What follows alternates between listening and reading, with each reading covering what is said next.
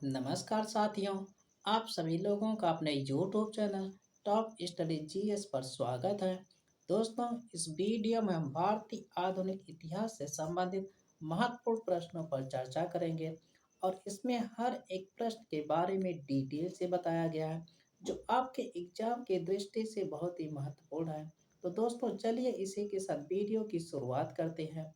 आज का हमारा पहला क्वेश्चन है, भारतीय राष्ट्रीय कांग्रेस की स्थापना कब की गई थी? तो दोस्तों, इसका सही आंसर होगा ऑप्शन नंबर सी, 1885 ईस्वी में। दोस्तों, भारतीय राष्ट्रीय कांग्रेस की स्थापना 28 दिसंबर 1885 ईस्वी को की गई थी। आइए इसके महत्वपूर्ण फैक्ट्स के बारे में डिस्कस कर लेते हैं।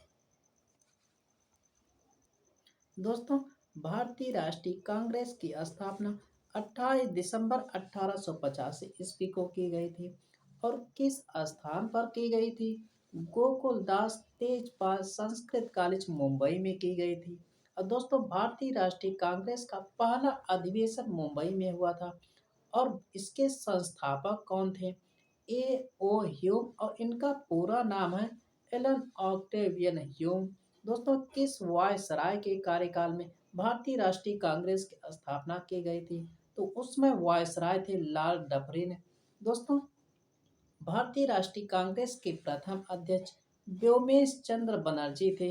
इन्हीं को डब्ल्यू सी बनर्जी कहते हैं। दोस्तों, भारतीय राष्ट्रीय कांग्रेस के प्रथम मुस्लिम अध्यक्ष थे बदरुद्दीन तैयब जी। दोस्तों, अगला पॉइंट है, भारतीय राष्ट्रीय कांग्रेस की प्रथम महिला अध्यक्ष एनी बेसेंट थी। यह आयरिश महिला थी, अर्थात यह आयरलैंड की थी। और दोस्तों, प्रथम भारतीय महिला अध्यक्ष सरोजनी नायडू थी। बढ़ते हैं अगले प्रश्न की ओर। आपका क्वेश्चन नंबर 2 है, काला कानून के नाम से प्रसिद्ध एक्ट कौन सा है? तो दोस्तों, आपका सही आंसर है option number D, Rowlatt act. दोस्तों, रॉलेट एक्ट को काला कानून, इसको बिना वकील, बिना अपील, बिना दलील का कानून कहा गया है। आइए इसके महत्वपूर्ण तथ्यों के बारे में डिस्कस कर लेते हैं। दोस्तों, मार्च 1919 में अंग्रेजों ने भारत में उभर रहे राष्ट्रीय आंदोलन को कुचलने के लिए यह कानून बनाया था और रॉलेट एक्ट 21 मार्च 1919 को लागू किया गया था। दोस्तों, यह अधिनियम मार्च 1919 में इंपीरियल लेजिस्लेटिव काउंसिल द्वारा पारित किया गया था। दोस्तों, अगला पॉइंट है, रॉलेट एक्ट का आधिकारिक नाम अराजक और क्रांतिकारी अपराध अधिनियम 1919 था। वेरी इंपॉर्टेंट पॉइंट है। दोस्तों, रॉलेट एक्ट का आधिकारिक नाम अराजक और क्रांतिकारी अपराध अधिनियम 1919 था। बढ़ते हैं अगले पॉइंट की ओर। दोस्तों, आपका नेक्स्ट क्वेश्चन है, होम रूल होम रूल आंदोलन की शुरुआत किसने की थी? तो दोस्तों, इसका सही आंसर होगा ऑप्शन नंबर बी, बाल गंगाधर तिलक और एनी बेसेंट ने। दोस्तों, बाल गंगाधर तिलक और एनी बेसेंट ने, ये दोनों लोग मिलकर होम रूल लीग आंदोलन की शुरुआत किए थे। इसके महत्वपूर्ण पॉइंट्स के बारे में देख लेते हैं।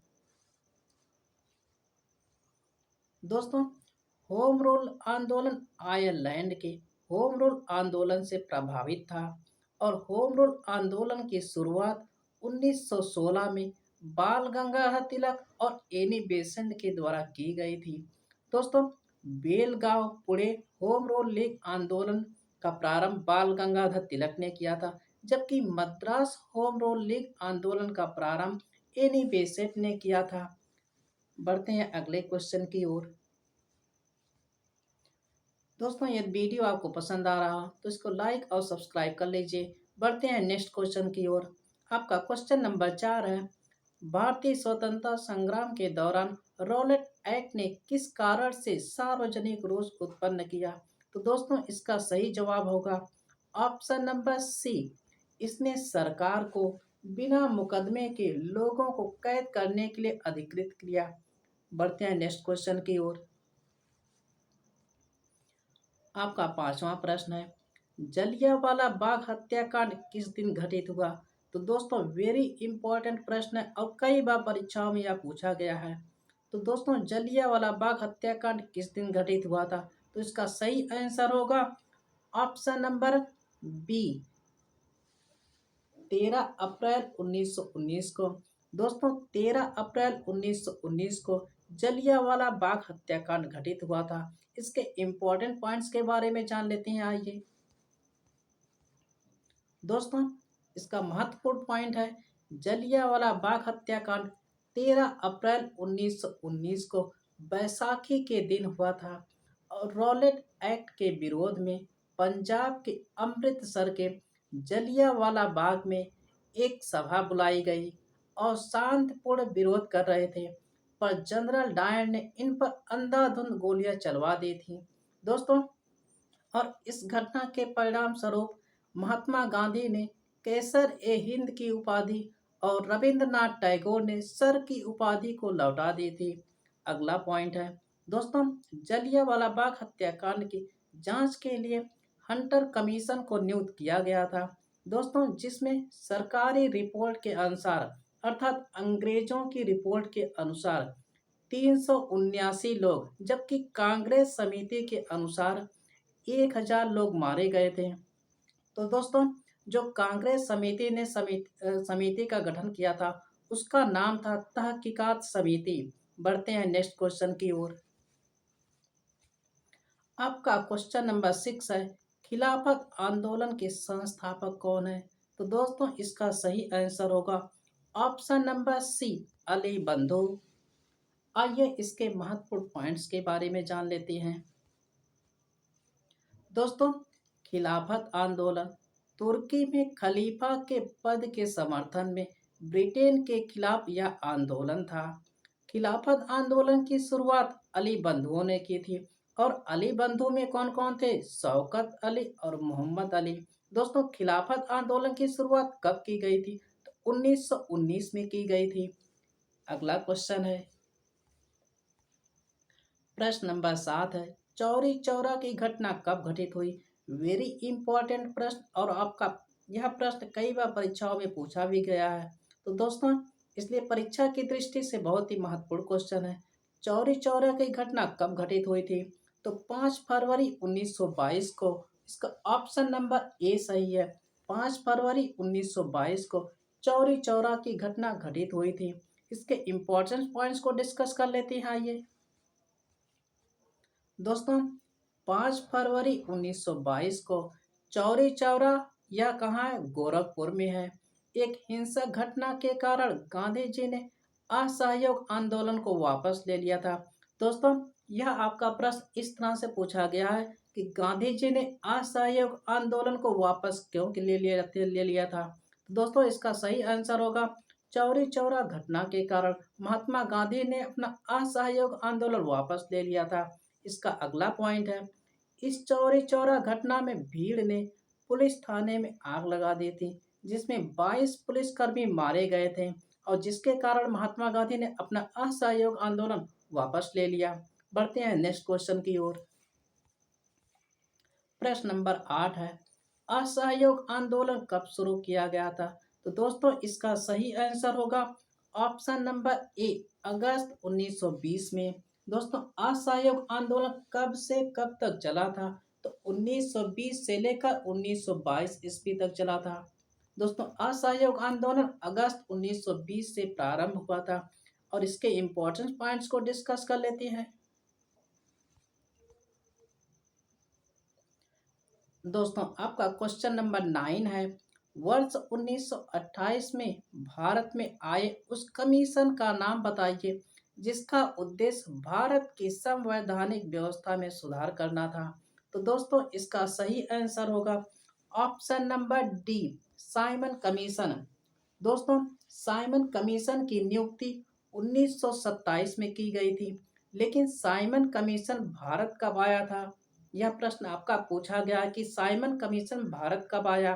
तो दोस्तों साइमन कमीशन भारत में 1928 ईस्वी में आया था और साइमन कमीशन का गठन कब किया गया? 1927 में।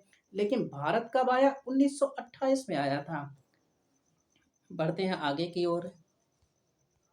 दोस्तों इससे जुड़े अन्य महत्वपूर्ण तथ्यों के बारे में देख लेते हैं। इस कमीशन की नियुक्ति ब्रिटिश प्रधानमंत्री द्वारा वर्ष 1927 में सर साइमन के नेतृत्व में की गई थी। दोस्तों महत्वपूर्ण बात यह है कि इस कमीशन में 7 सदस्य थे और यह वर्ष 1928 में भारत आया।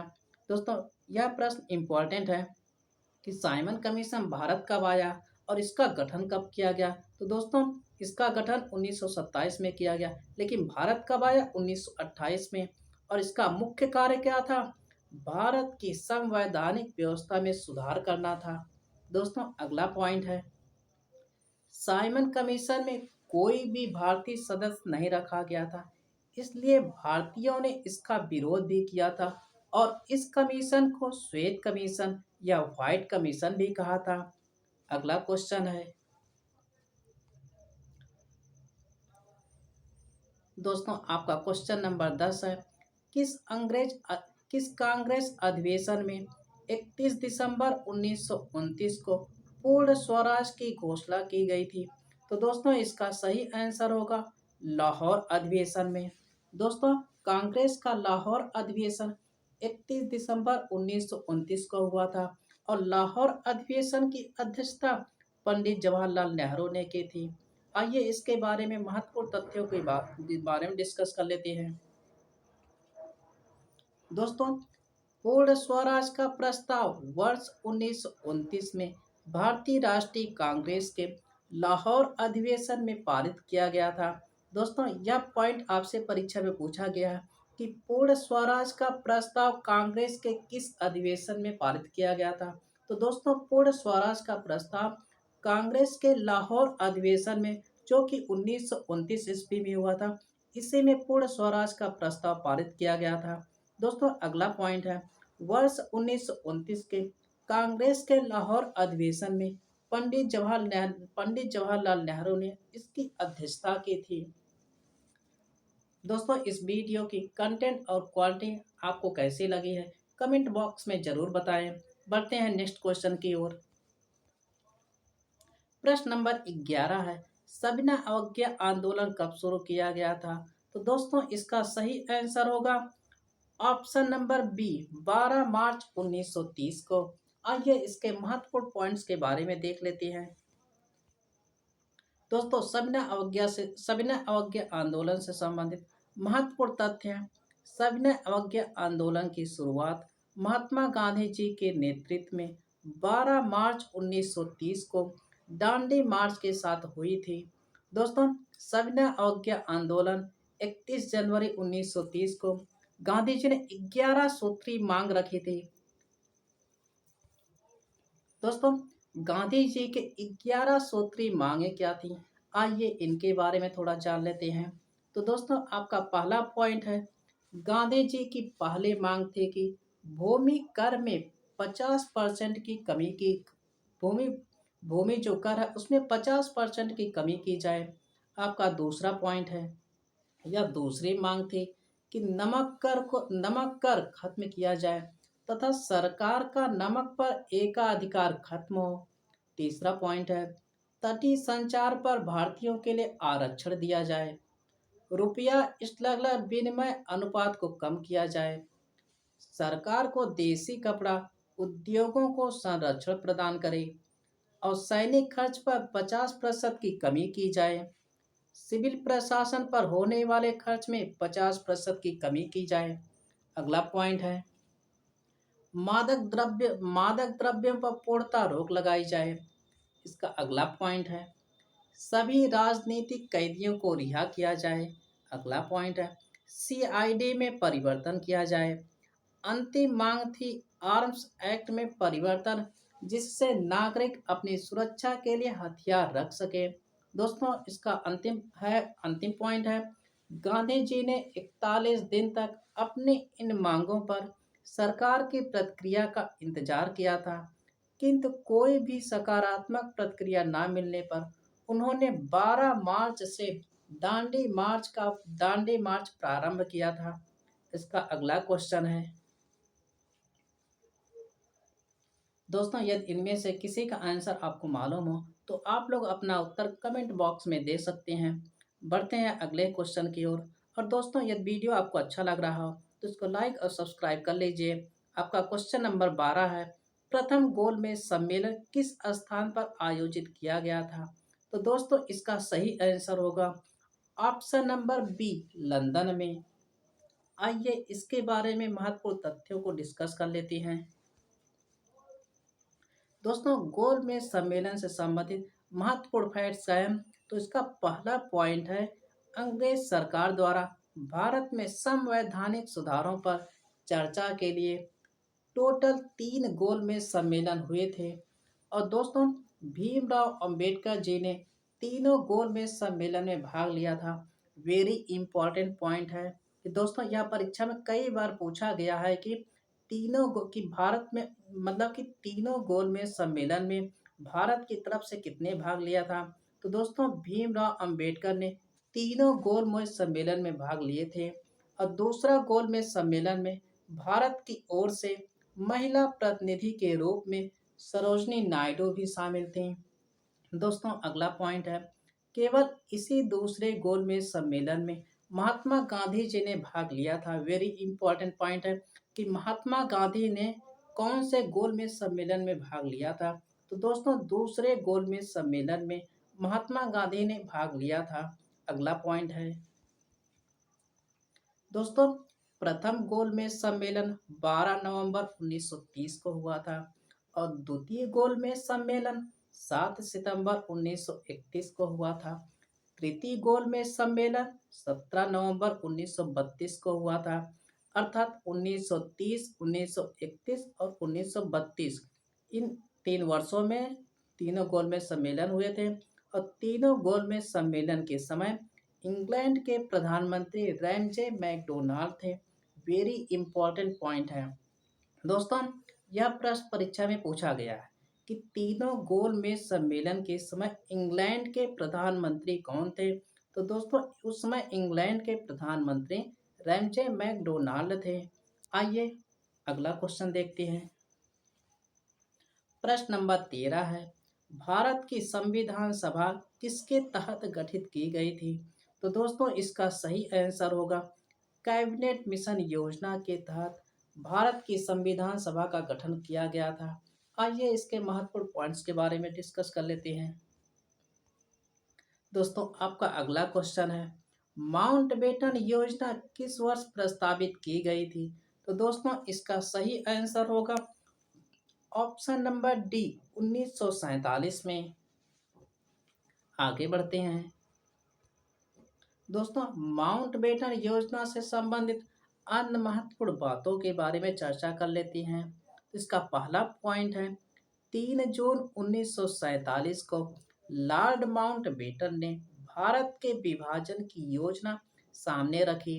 दोस्तों भारत के विभाजन की योजना किसने सामने रखी थी? तो 3 जून 1947 को लॉर्ड माउंटबेटन ने, इसीलिए इसको माउंटबेटन योजना कहा गया है। इस योजना के अनुसार भारत को भारत और पाकिस्तान में विभाजित किया जाना था।